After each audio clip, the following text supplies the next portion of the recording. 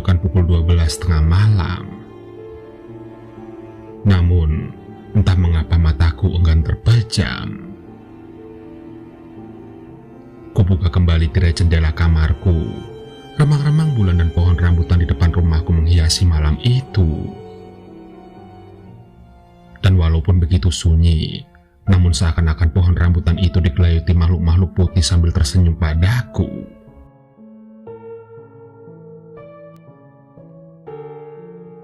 Segera aku tepis bayang-bayang itu, dan kemudian kututup kembali tirai jendelaku. Dan setelahnya, aku pun beranjak menuju kamar mandi.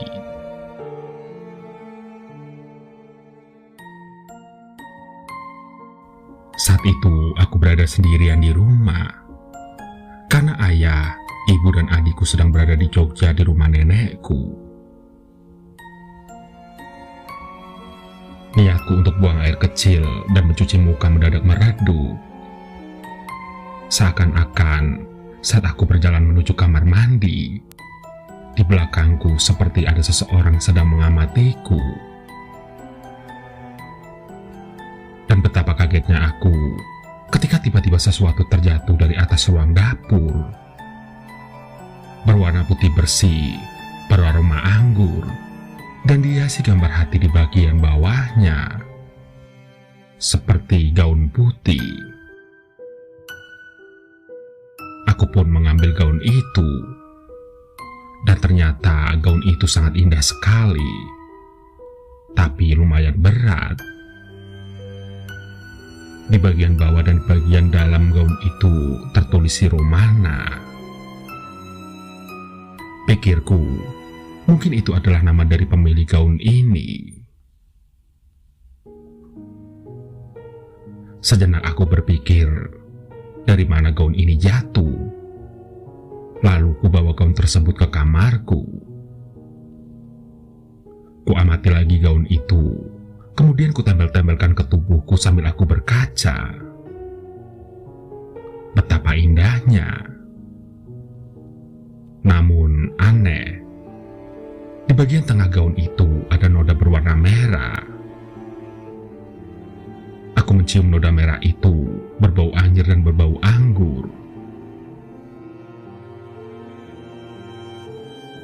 Namun, meskipun begitu, ada niatku untuk memiliki gaun itu. Aku berencana akan mencuci keesokan harinya dan akan kupakai pada acara pesta dansa malam Valentine di Villa Dieschi minggu depan. Pasti akan kelihatan cantik jika aku menggunakan gaun itu. Dan setelah beberapa saat, mataku mulai mengantuk. Aku pun menyimpan kembali gaun itu ke dalam lemariku. Dan aku beranjak tidur ke atas kasur di kamarku.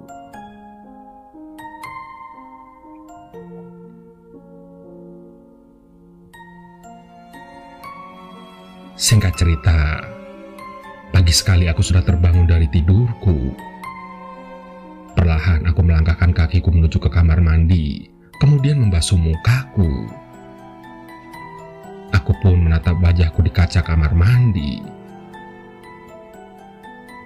Astaga, teriakku, karena aku lihat ada bayangan wanita memakai gaun putih di pantulan kaca itu.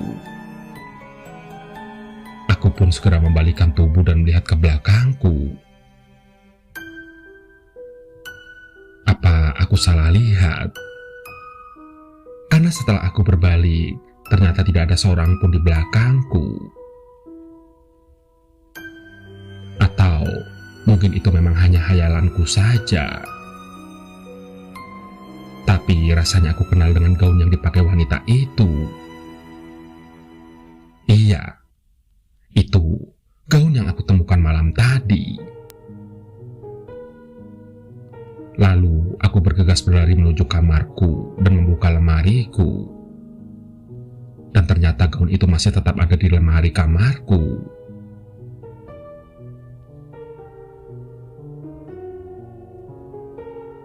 Aku mengambil gaun itu, kemudian aku amati kembali. Aku pun melihat noda merah itu semakin banyak. Padahal tadi malam, noda itu belum selebar seperti saat ini.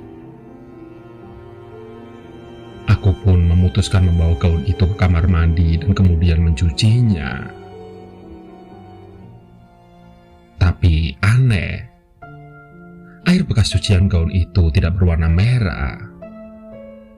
Padahal jelas-jelas gaun tersebut bernoda merah. Aku pun menjadi penasaran dengan noda itu.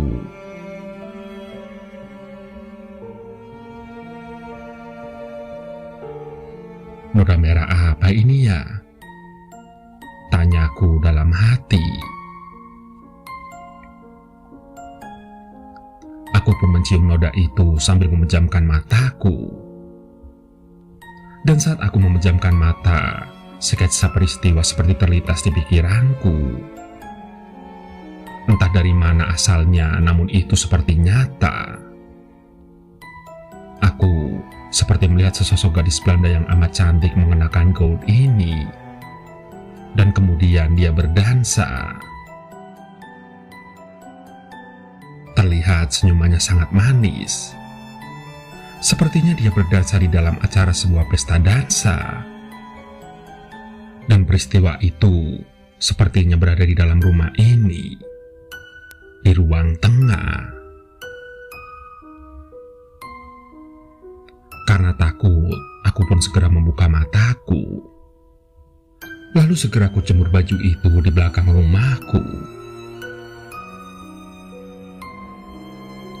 Hingga akhirnya hari yang aku tunggu-tunggu telah tiba. Hari ini adalah hari Valentine, dan nanti malam aku akan menghadiri acara pesta dansa di Villa Desky.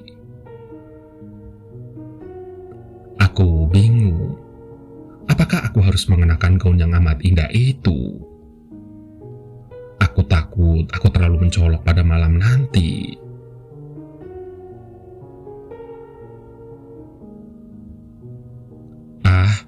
Tak apalah. Lagian aku memang ingin sekali mengenakan gaun ini. Gumamku. Waktu sudah menunjukkan pukul 19.00. Aku pun segera bersiap-siap berhias diri. Kubedaki wajahku, kusisir rambutku, dan kuambil gaunku di dalam lemari kamarku. Dan perlahan aku pun mengenakan gaun itu.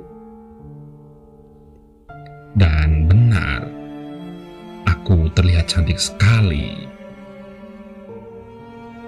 Aku menari-nari bahagia. Aku juga bernyanyi-nyanyi. Aku merasa wanita paling cantik di dunia saat aku mengenakan gaun ini. Tapi entah mengapa, mendadak kepalaku pusing. Perutku mual, dan aku tidak bisa melihat dengan jelas, hanya remang-remang. Dan aku terjatuh lalu pingsan. Dan di saat aku pingsan, aku seakan masuk ke dalam dimensi lain. Aku berjalan di suatu acara malam pesta dansa. Namun aneh, sepertinya tidak ada satu orang pun yang mengetahui keberadaanku. Padahal saat itu aku berada di suatu keramaian. Dan memang acara itu sepertinya diadakan di rumah baruku ini oleh orang-orang Belanda.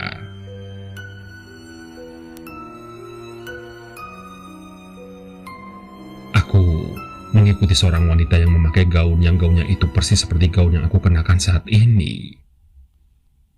Aku ikuti gerakannya. Dia terlihat sedang berdansa dengan kekasihnya. Dan tak lama dia duduk dan meminum anggur dengan kawan-kawan beserta kekasihnya. Namun kulihat salah satu temannya melirik dan tersenyum kepada kekasihnya.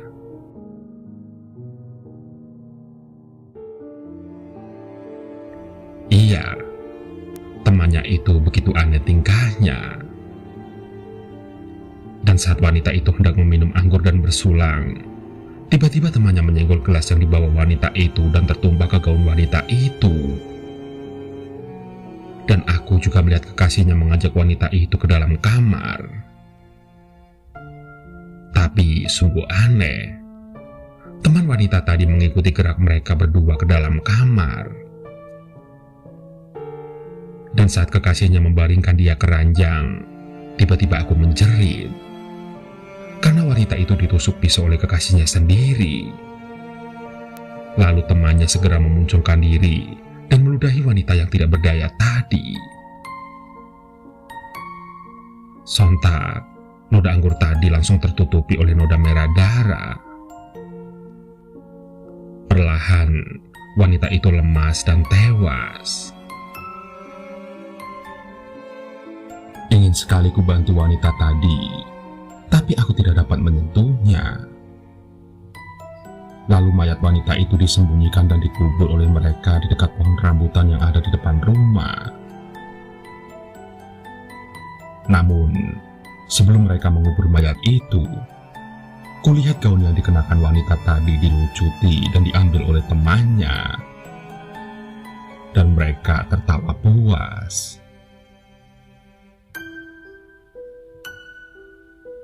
Betapa kejamnya pikirku. Seorang kekasih tega membunuh demi berselingkuh dengan sahabatnya sendiri.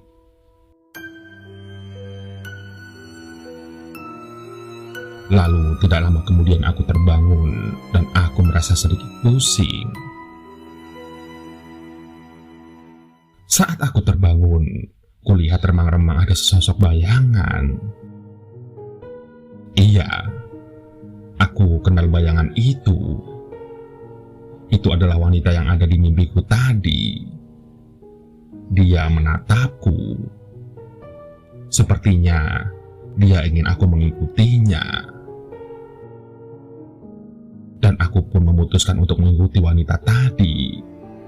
Dan dia menuju ke arah pohon rambutan yang ada di depan rumahku itu.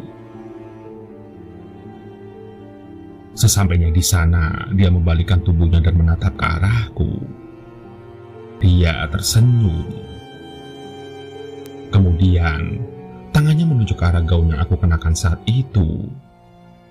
Lalu, menuju ke arah tanah tempat mayatnya dikubur.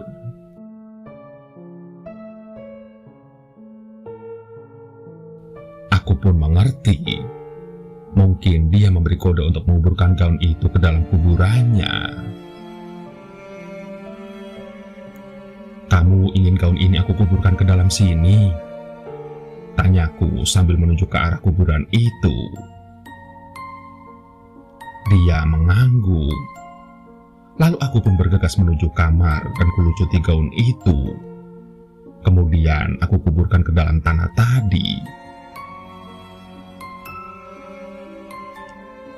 Tidak berapa lama kemudian, tiba-tiba wanita itu muncul kembali dan dia sepertinya meneteskan air mata dan tersenyum kepadaku.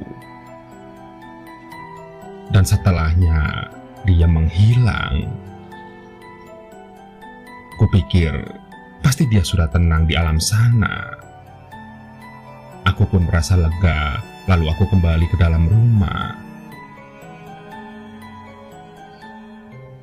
Saat aku akan menutup pintu, tiba-tiba terlihat mobil ayahku datang. Ternyata mereka sudah pulang dari Jogja.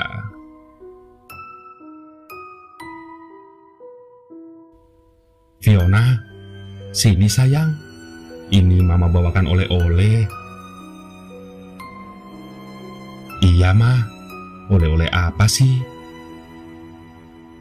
"Gaun putih, indah kan?" Betapa kagetnya aku, karena gaun itu mirip sekali dengan gaun si Romana. Aku tersenyum. Aku pun mengangkat gaun itu, kemudian aku cium. "Iya ma, bagus sekali. Aku suka banget sama gaun ini. Apalagi tidak beraroma anggur," ucapku saat itu.